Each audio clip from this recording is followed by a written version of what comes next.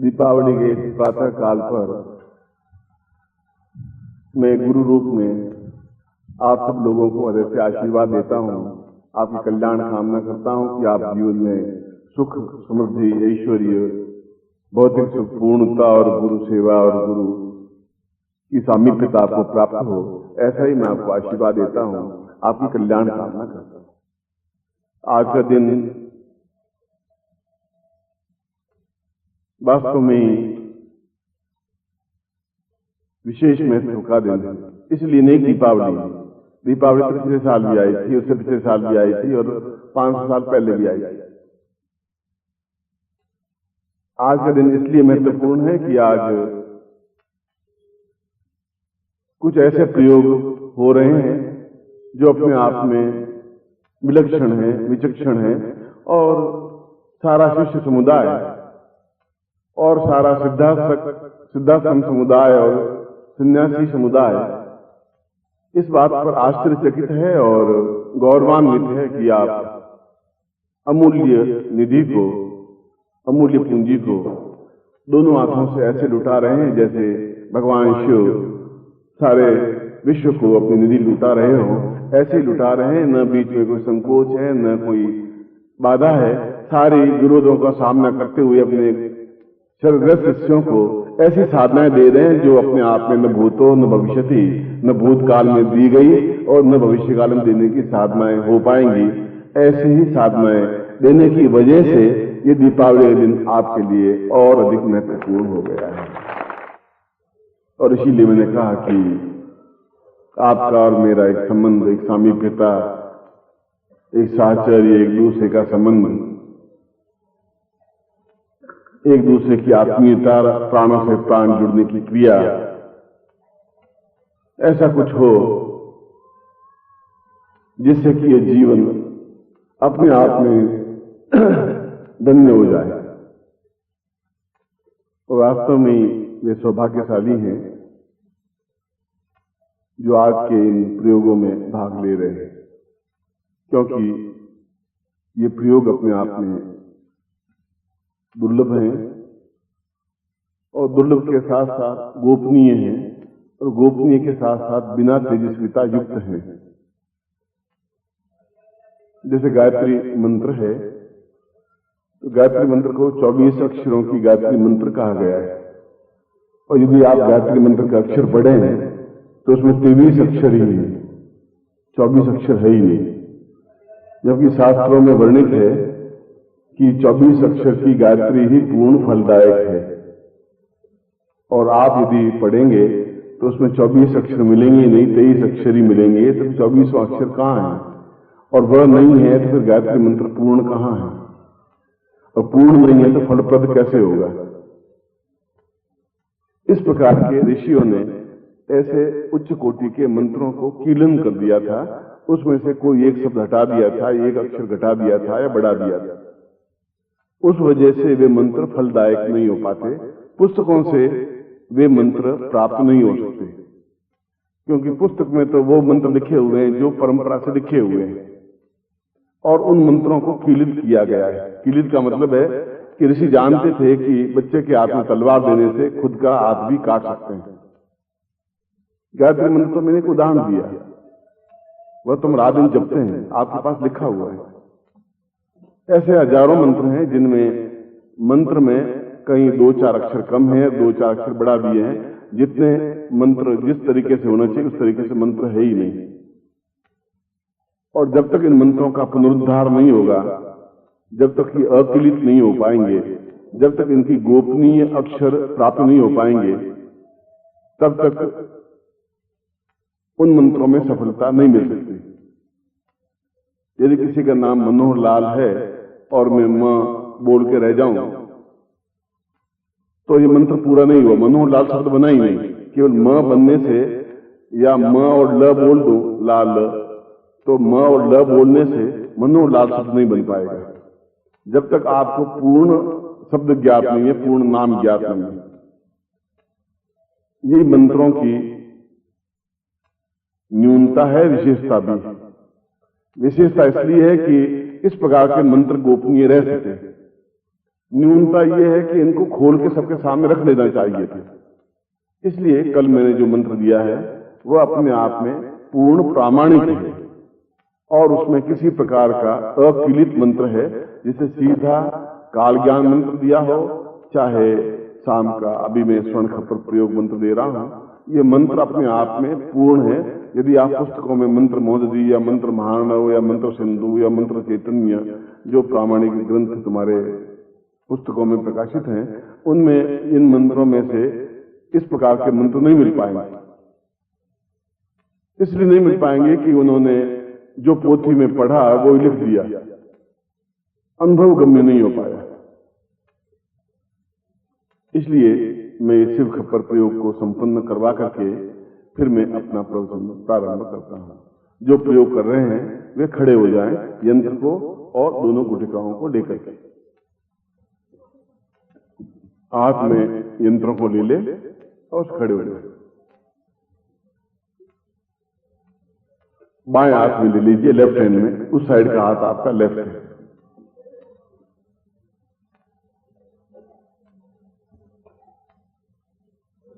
गणपति को स्मरण करते हैं।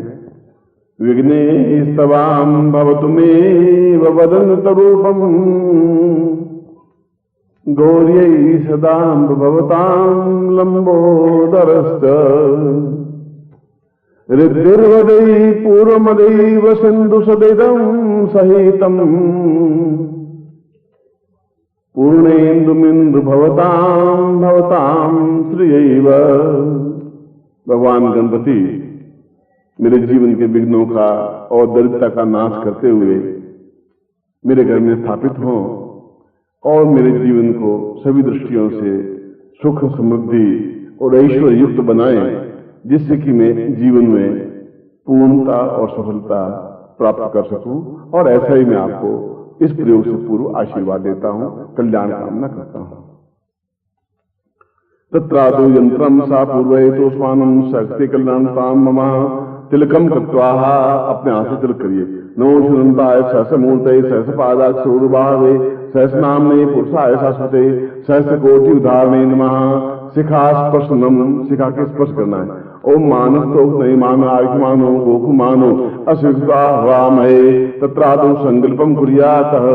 ओम भाग परसेवल खंडे जमुदी पे शालिवान साके बुद्धावतारे समुद्रे समुद्र को समता 2053 कार्तिक मासे कृष्ण क्षयास्तु अमावस्यायां दीपावलो ताम पुरुषाम स्वर्ण खप्पर प्रयोगम सा शिव सूक्त प्रणीत रावण कृत एतोस्मानं तेजस्वी मंत्र सिद्धि प्राप्ता निमित्तम स गुरुमुखेन मंत्र प्राप्ता निमित्तम स चैतन्यम परिपूर्णा संजीवनी सहिताम युक्तम स शिव खप्पर प्रयोगम तुभ्यम करिष्ये।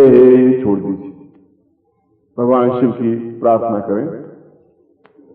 असितगिरि समम स्यात् जलम सिंधु पात्रे सुरतर वरुषाखाम लेखनी पत्र मुर्वी लिखति निगृहीतवान् शारदा सर्वकालम तदवितव गुणानाम ईश पारं याति।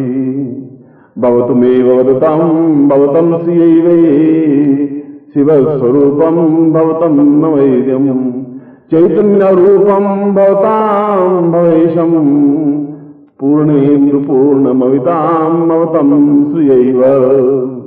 ज्ञानोऽपि सिन्धो भवनीलकण्ठो गौर्योपतां पूर्वमदैव तुल्यं पुष्करोमि भवतां श्रियैव शिव प्रसन्नं प्रभुतार्थ वन्दे।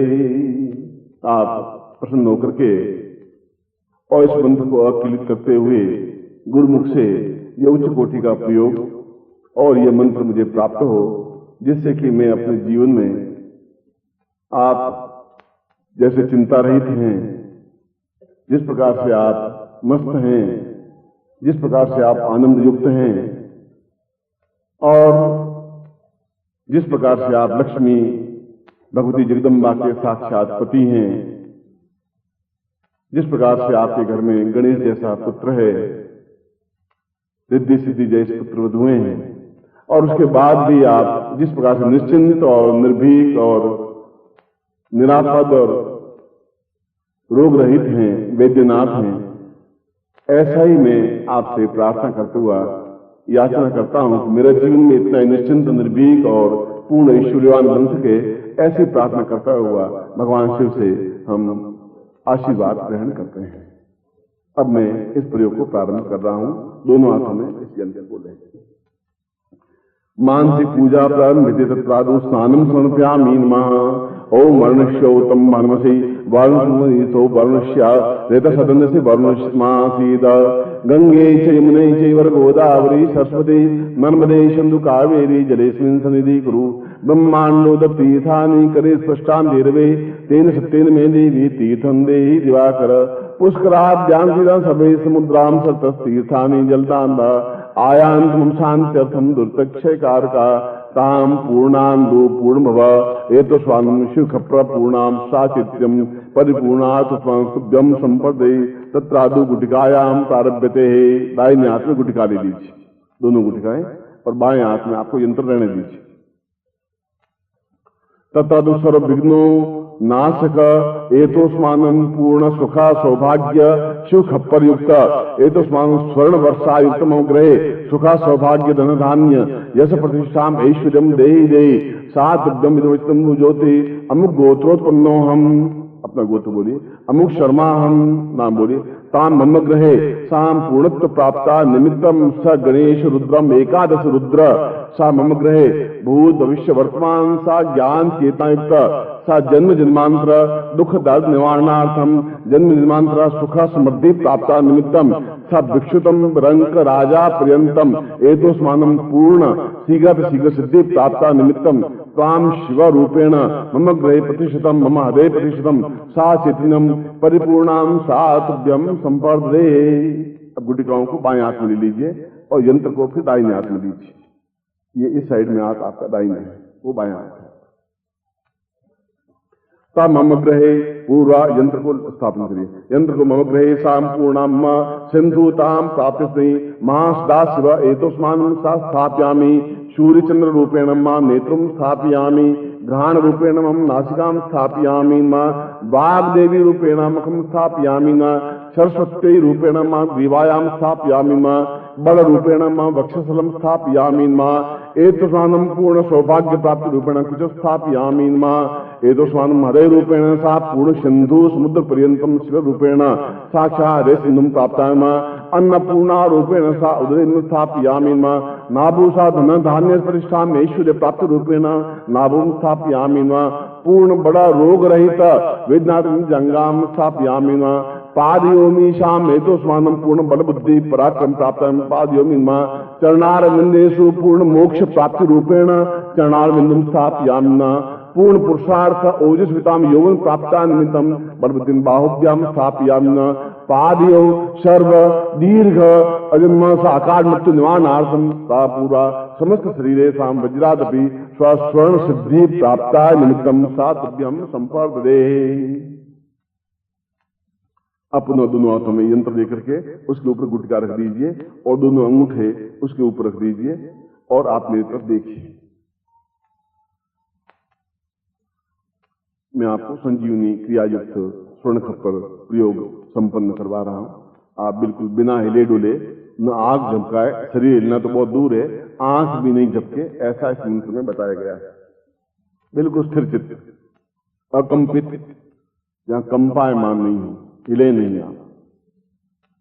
ओम पूर्वाय तोस्मानं सकृते कल्याणताम दीर्घो तोस्मानं सासदा शिवा रुद्रो महारुद्राय तोस्मानं सकृते कल्याणताम सा चैतन्यम परिपूर्णा तोस्मानं सनिते पूर्वा सा चैतन्यम कल्याणताम दीर्घो सा कल्याणम कल्याणम कल्याणम पूर्णा तोस्मानं धन धान्य सा शिव खप्पर प्रयोगराम सा शिव रावण कृतमे तोस्मानं सा सिद्धिं प्राप्ता निमित्तम सेतिं मंग काम पूर्वा कां काम पूर्वा तोस्मानं क्रीम क्रीम क्रीम पूर्वा सा चीं चां चा पूर्वा तोस्मानं भद्राक्ष शिवानी गाति संसान वासिनी साम रुद्राक्षिताम भवानी भद्रा भाति कलांक पालनी जगदम्बायां दुर्गाया छिन्नमस्तायां धूमावती बगलामुखी एतोस्मानं सकृते कल्याणतां समस्त रूपेण एतोस्ता शिवा कंठे महदे समस्त पूर्व स्थापिना तां समस्त दुख निवारणार्थम, दुख पूर्व जन्म का दोष निवारणार्थम, ये जन्म का दोष निवारणार्थम, सुख शांति सौभाग्य धन धान्य प्रतिष्ठा ऐश्वर्य प्राप्ता निमित्तम सर्व चैतन्य रूपेण एतोस्मानम सकृते पूर्वत्वाम सचिव पूर्वा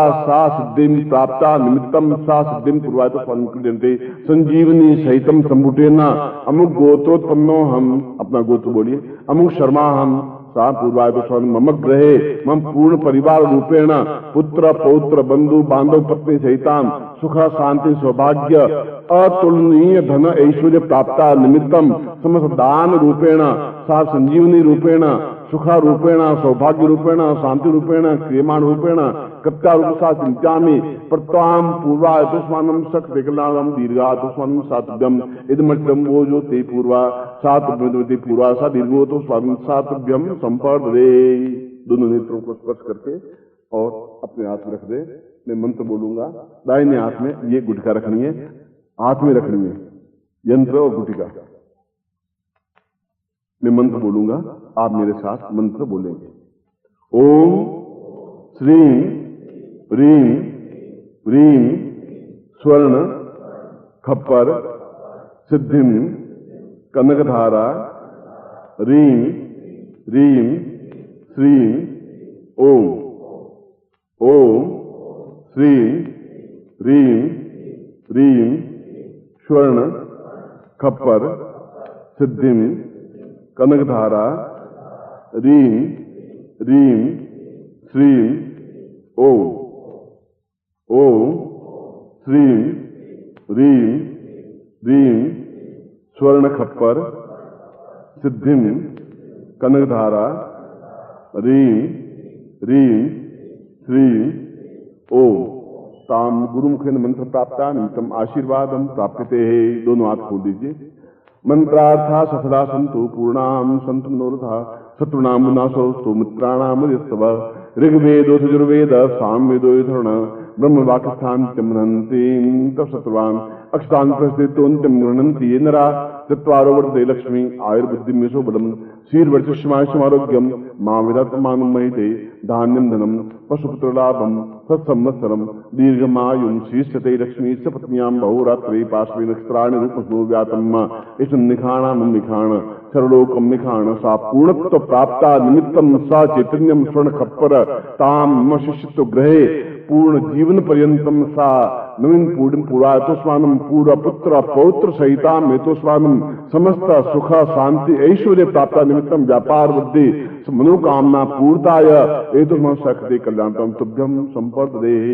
मैं आपको आशीर्वाद देता हूँ कि यह मंत्र और ये चैतन्यता आपके जीवन में एक अतुलनीय समृद्धि दे और अगले 3-4 महीनों में आज इस बात को अनुभव कर सकेंगे। जब भी मैं अगली बार मिलूंगा तो आप स्वयं इस बात को एहसास कर सकेंगे कि वास्तव में आपने कितना तेजस्वी और अद्वितीय खजाना दिया है, अनमोल रत्न दिया है कि मैं और मेरा परिवार, मेरा आने वाली पीढ़ियां अपने आप में धन्य हुई है। मैं ऐसे ही आपको हृदय से आशीर्वाद देता हुआ इस प्रयोग के कुछ नियम समझा देता हूं।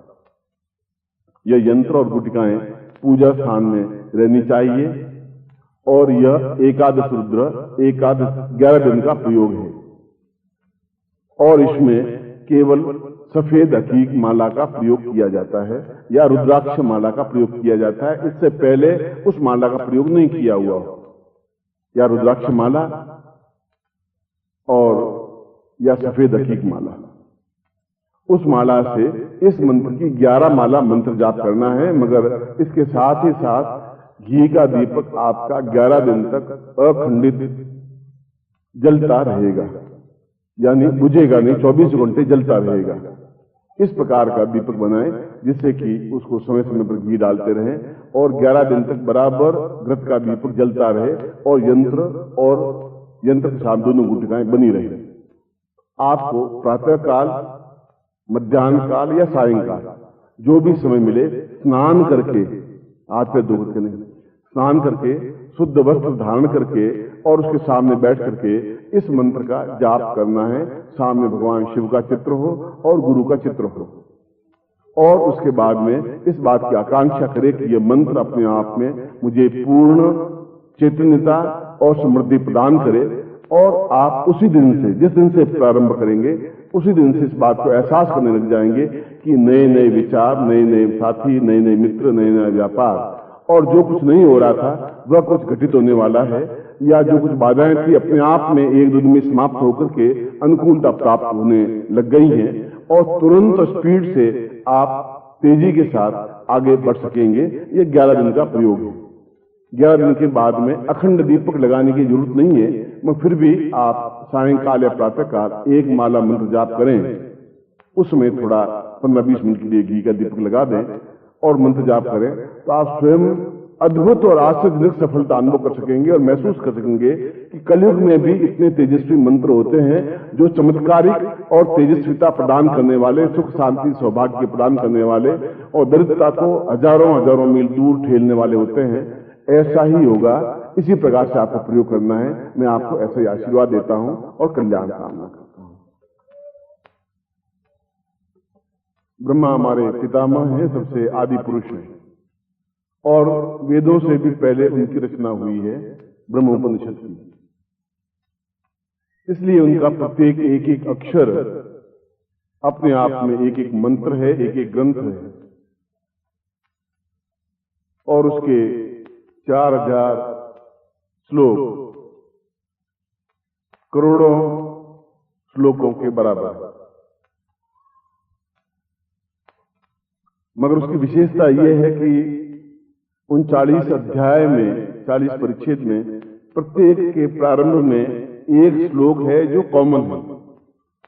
पहले अध्याय में भी वही श्लोक है, बाकी श्लोक दूसरे हैं, फिर दूसरे अध्याय में वही श्लोक है, फिर बाकी श्लोक दूसरे हैं। ऐसी क्या विशेषता है उस श्लोक में कि प्रत्येक ब्रह्मा को उस श्लोक को सबसे पहले देना पड़ा, और वह श्लोक है गुरुतम वदेतम भवतम वदैव सर्वत्र देव भवताम भवतम वदैव ज्ञानोर्थवान सिद्धि सदैव रूपम पूर्णम सदैव पूर्णम सदैव। उस श्लोक में बताया गया है कि मनुष्य अपने आप में एक अधूरा और अपवित्र व्यक्तित्व है। मनुष्य अपने आप को पूर्ण कहता है मगर पूर्ण है नहीं, क्योंकि उसके जीवन में कोई न कोई एक अधूरापन जरूर रहता है। धन है तो प्रतिष्ठा नहीं है, प्रतिष्ठा है तो पुत्र नहीं है, पुत्र है तो सौभाग्य नहीं है, सौभाग्य है तो रोग रहित नहीं है। उसमें से केवल मांस निकलेगा, हड्डियां निकलेगी, रुधिर निकलेगा, पेशाब निकलेगा और मल निकलेगा। इसके अलावा इस शरीर के अंदर ऐसी कुछ चीज नहीं है जिससे कि हम इस शरीर पर गर्व कर सकें। हम किस बात पर गर्व करें? इस शरीर में क्या है जिस पर गर्व करें? हमारे में कोई ऐसी युक्ति भी नहीं है कि हम इस शरीर में कुछ ऐसी प्रभा, कुछ ऐसी विद्युत के कुछ ऐसी आभा हो जिसके माध्यम से हमारा शरीर, हमारा चेहरा, हमारा देदीप्यमान बन सके। हम तो भोजन करते हैं, जो शुद्ध अन्न है वह भी आगे जाकर मल बन जाता है, और ऐसा मल जिसका कोई उपयोग नहीं होता। हलवा खाएं तब भी उसका उपयोग वही है, और चाहे घी खाएं तब भी उसका उपयोग मल ही है, और चाहे रोटी खाएं तब भी उसका उपयोग मल ही है। शरीर में ऐसी कोई क्रिया नहीं है जो उस शरीर को अपने आप में दिव्य और चेतना युक्त बना सके, क्योंकि शरीर अपने आप में एक व्यर्थ है, एक खोखला है, एक चलता फिरता एक देह है, और उस देह में उच्च कोटि का ज्ञान, उच्च कोटि की चेतना समाहित नहीं हो सकती, क्योंकि शरीर में कुछ है नहीं। और इस शरीर के भीतर जान करके भी देखा, इस शरीर को चीर फाड़ करके भी देखा, इन आंखों को देखा, हाथ को देखा, कान को देखा, और आप अगर ऑपरेशन करके देखें और यदि कुछ भी लें, खाएं, पिएं, उसके बावजूद भी इस शरीर में किसी प्रकार का कोई विशेषता उत्पन्न नहीं होती। चेहरे पर तेजस्विता प्राप्त नहीं हो सकती, दिव्य प्रमाणता नहीं आ सकती, एक विचित्र नहीं बन सकता, एक अपूर्वता नहीं बन सकती। क्यों नहीं बन सकती? फिर मनुष्य शरीर हमने धारण क्यों किया? इसे ब्रह्मा पहले श्लोक के आधे पंक्ति में ये कहते हैं कि मनुष्य शरीर अपने आप में एक ऐसा व्यर्थ शरीर है कि उसको हम किसी को चढ़ा भी नहीं सकते।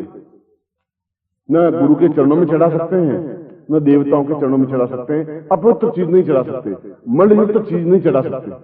कोई पुष्प मल में पड़ा हुआ है और उसको उठा के भगवान के चरणों में नहीं चढ़ा सकते। पेशाब से सना हुआ कोई पुष्प है, फूल है, उसको भगवान के चरणों में नहीं चढ़ा सकते। और हम अपने शरीर को भगवान के चरणों में चढ़ाएं कि भगवान आपके चरणों में समर्पित हूं, तो शरीर तो खुद अपवित्र है, जिसमें मल और मूत्र के अलावा कुछ है ही नहीं।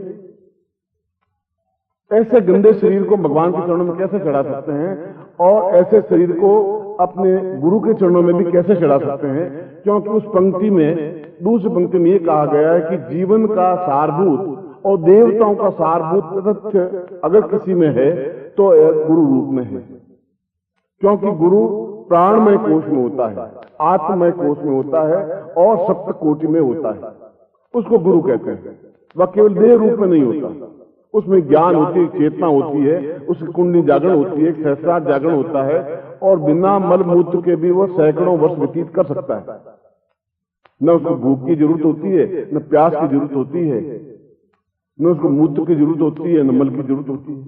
जब भूख प्यास नहीं लगेगी तो मूत्र की विसर्जन की जरूरत नहीं होती। इसलिए उच्च कोटि के साधक न भोजन करते हैं, न पानी पीते हैं, और न मलमूत्र विसर्जन करते हैं, और जमीन से 4 फुट 5 फुट ऊपर बैठ करके आसन लगाते हैं और साधना करते हैं। तो ब्रह्मा ने कहा कि वे व्यक्ति भी मनुष्य ही हैं जो इस प्रकार की क्रिया करते हैं, और बाकी लोग भी मनुष्य ही हैं जो इस प्रकार की क्रिया नहीं कर सकते, जो मल युक्त हैं, जो गंदगी युक्त हैं। तो इस जगह से उस जगह तक छलांग लगाने की कौन सी क्रिया है? कैसे हम फिर जीवन में तो मनुष्य ही बने रहे, हमारे पिता बने रहे, दादा बने रहे, पूर्वज बने रहे, तो फिर हमारे जीवन में वह स्थिति कब आएगी कि जो जमीन से हम 5 फुट ऊपर बैठ करके साधना कर सकें? कि जमीन का कोई ऐसा भाग नहीं है जहां पर रुधिर नहीं बहा हो। सैकड़ों लोग कटे होंगे, मरे होंगे, सैकड़ों घर बिखरे होंगे, सैकड़ों सभ्यताएं हड़प्पा बनी, मोहनजोदड़ो बने, सभ्यता नष्ट हो गई, सैकड़ों बार प्रलय आ गया, और एक एक धरती का इंच और धरती का एक एक कण अपने आप में रुधिर से सना हुआ है, अपवित्र जमीन है, भूमि।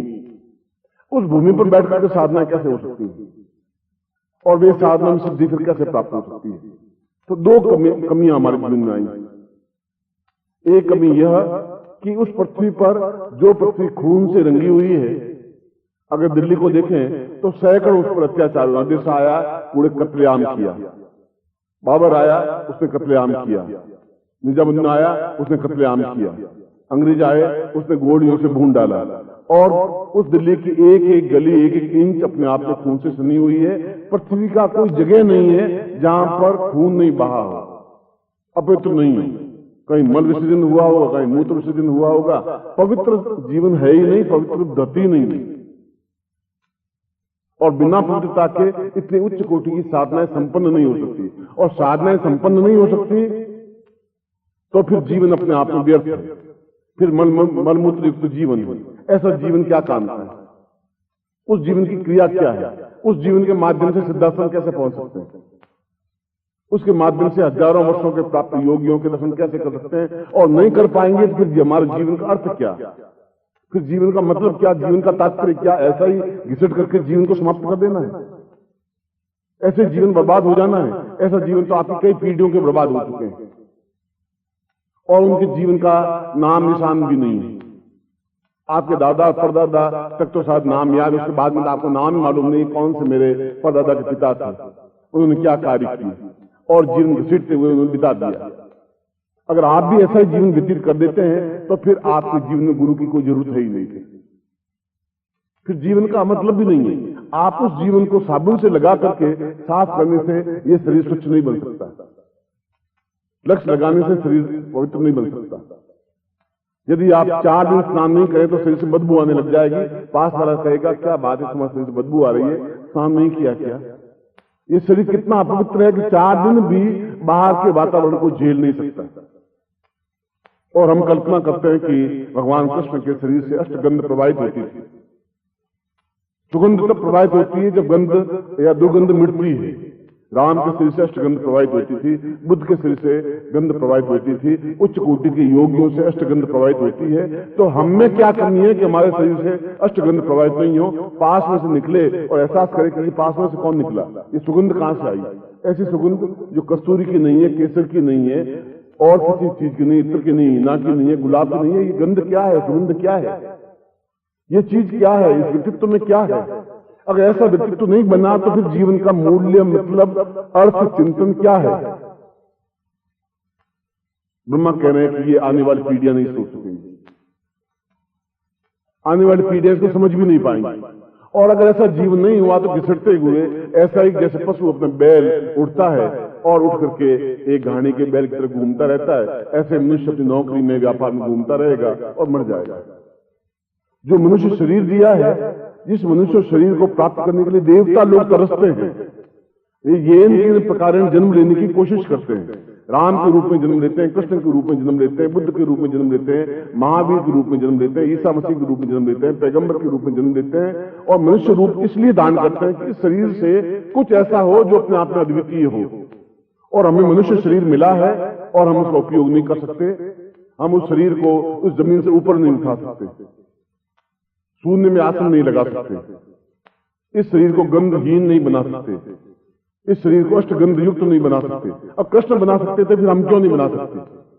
ऐसी कृष्ण में क्या विशेषता थी, राम में क्या विशेषता थी, हम में क्या न्यूनता है। ब्रह्मा के दूसरे श्लोक का अर्थ यह है। और तीसरा यह कि इस शरीर को पवित्र बनने के लिए यह आवश्यक है कि हम देह तत्व से प्राण तत्व में जाएं। जब प्राण तत्व में जाएंगे तो फिर देह तत्व का भान रहेगा ही नहीं, फिर सारे जीवन के क्रियाकलाप करेंगे, मगर फिर मलमूत्र की जरूरत नहीं रहेगी, फिर भोजन और प्यास की जरूरत नहीं रहेगी, फिर पानी की जरूरत नहीं रहेगी, फिर हम शून्य सिद्धि आसन लगा सकेंगे, फिर जीवन में तेजस्विता आ सकेगी, फिर शरीर से सुगंध प्रवाहित हो सकेगी, फिर एहसास हो सकेगा कि हम कुछ हैं, अंदर एक चेतना पैदा हो सकेगी, अंदर एक क्रियमाण पैदा हो सकेगा। सारे वेद, सारे उपनिषद अपने आप में कंठस्थ हो पाएंगे, क्योंकि प्राण में स्वरूप में होने पर उनको वेद, पुराण, उपनिषद पढ़ने की जरूरत नहीं होती। आप कितनी साधनाएं करेंगे, कितने मंत्र जपेंगे, कब तक जपेंगे। ज्यादा से ज्यादा 60 साल की उम्र, 65 साल की उम्र, 70 साल की उम्र। इस शरीर को एकदम अद्वितीय कैसे बना सकेंगे। और अगर अद्वितीय नहीं बनाया तो फिर जीवन का अर्थ भी क्या रहा। फिर तो जैसा जीवन है ऐसा जीवन लेके फिर घर चले जाएंगे, और जैसे दूसरे लोग हैं वैसे ही आप, जैसे आपके चाचा हैं वैसे ही आप।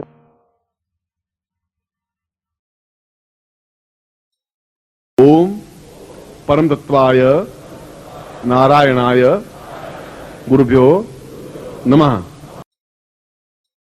ओम ह्रीं मम प्राण देह रोम प्रतिरोम चैतन्य जाग्रय ह्रीं ओम नमः।